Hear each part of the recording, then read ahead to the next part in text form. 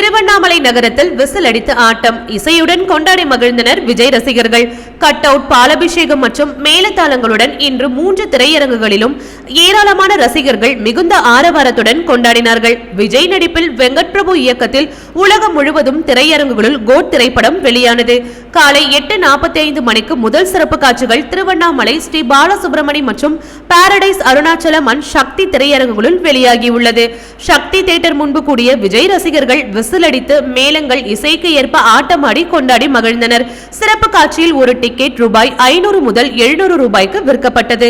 திருவண்ணாமலையில் மற்றும் மங்களம் 9 ஸ்கிரீன்ஸும் வெளியாகியுள்ளது.